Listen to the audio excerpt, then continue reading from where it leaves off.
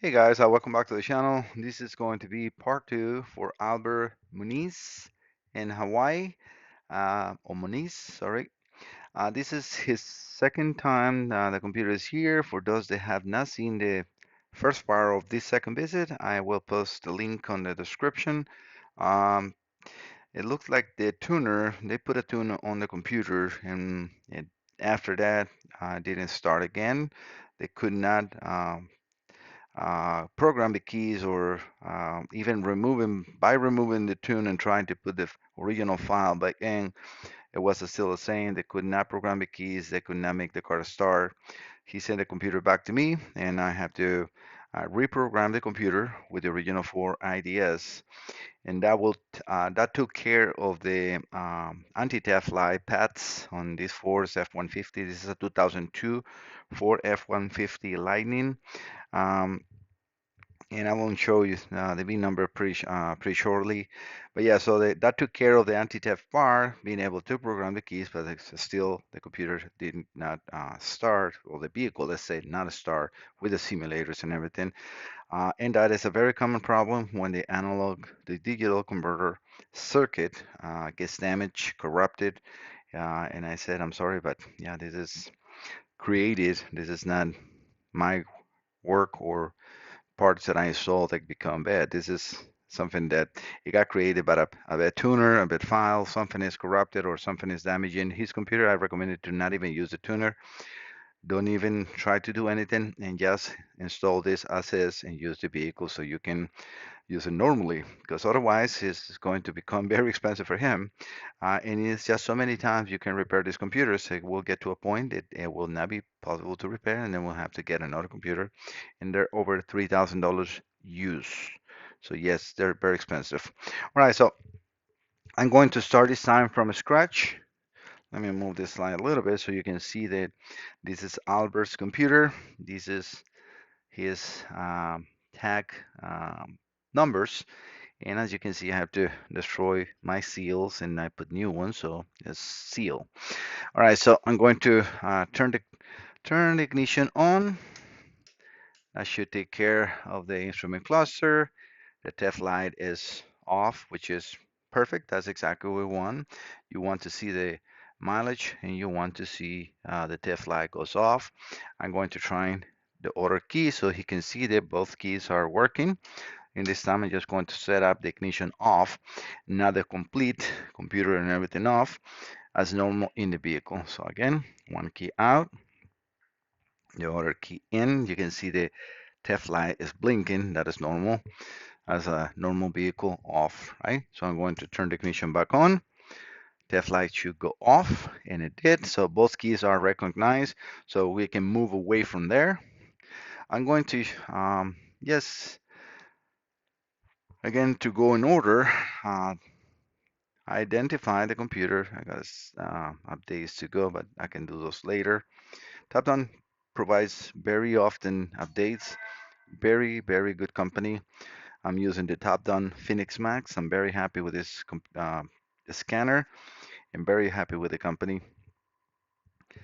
Uh, this is the last digits of that, which would be CA79581.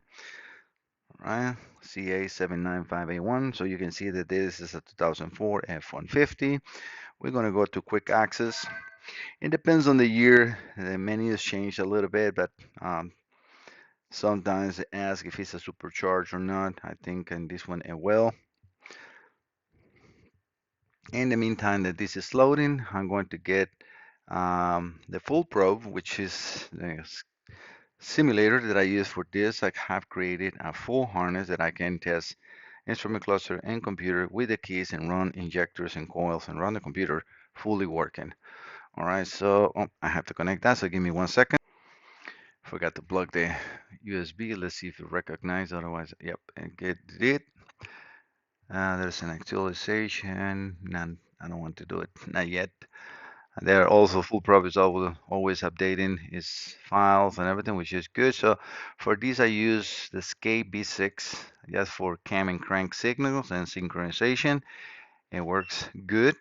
And then I provide signal 51, which is again the correct one for this.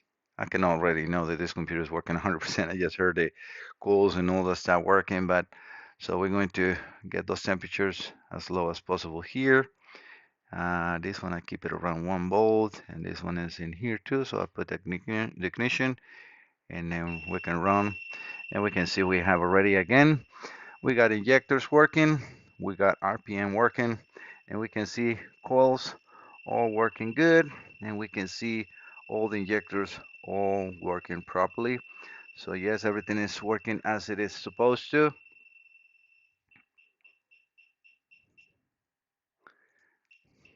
I'm just moving around values to see the response of the computer. But yeah, all is working good. I can turn it back on, off, and then turn it back on.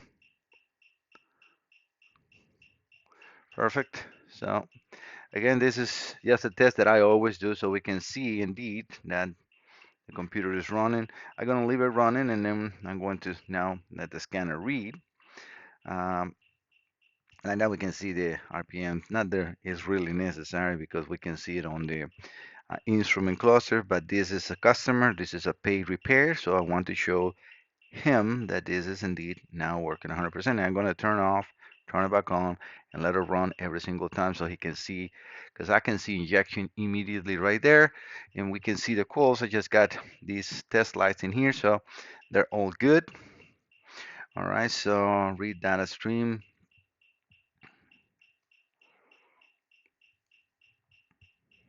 This is going to be a short video, hopefully not too long. Again, Albert Moniz in Hawaii. I'm just going to select battery voltage and engine RPM. Revolutions per minute, and we can see it in there. All right, so I'm now going to turn the ignition off here first on the full probe, then on here we can see that indeed happened. We lost communication with the vehicle. Perfect. Set up the ignition back again. Test light goes off. Miles comes back on. Would you like to retry? Yes. All right, so we got battery voltage. Let's set up the ignition again, and then let's just start again. Gotta keep this one in on low RPMs, but again, for the test, that's all I need. Perfect, so everything is good. I'm going to stop it one more time, switch the key. I'm going to turn the ignition off, and now the key that is in here, I'm going to put them on top of the computer, and then put the other key inside. We're gonna set up ignition again. Test light should go off, and it did. Let's reconnect the scanner. All there, and now set up the ignition and RPMs, and we can see injectors, we can see coils, we can see RPM in the cluster and on the scanner. This is 100% repair computer. Albert, I will be contacting you shortly to collect payment and shipping costs because this is going to Hawaii, and then send this your way as fast as quick as possible. Again, I recommend you to move away from tunes and let your car run and use it for a while so you can enjoy your vehicle after this, and see if you can collect anything back from the tuner company, which is again the one is damaging the computer. But that is again not my call, not to do. I don't deal with them, so that will be on your side. As usual, thank you so much for your business. If you have any Ford Lightnings, any marine computers, and you want to send that over, again, Mike Salazar Diagnostics.